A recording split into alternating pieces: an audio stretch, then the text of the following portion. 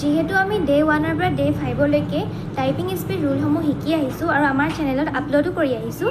আজি আমি কৰিম ডে 6। ডে 6টো আমি টাইপিং স্পীড ৰুলৰ মতেই আমাৰ ফিংগাৰ পজিশ্যনটো একেই থাকিব, কিন্তু ইয়াত মনত ৰাখিব লাগিব যে আমি ইয়াত আপাৰো ইউজ কৰিব নালাগে আৰু ইয়াত হোম ৰ' আৰু বটম ৰ'হি ইউজ হ'ব। বাকী ফিংগাৰ পজিশ্যন একেই থাকিব, স্পেচত আমি বুঢ়া আঙুলি ৰাখিব লাগিব আৰু ইয়াত স্পেচিয়েল কীসমূহৰ শ্বিফ্ট ইউজ হ'ব।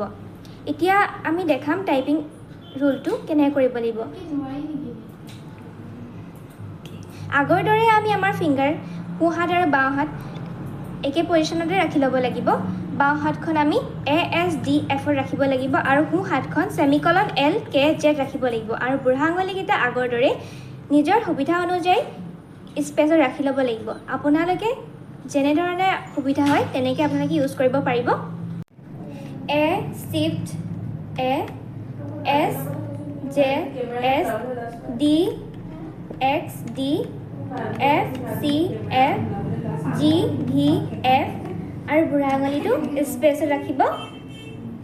Semicolon dot semicolon L, L K M K J N J H B J।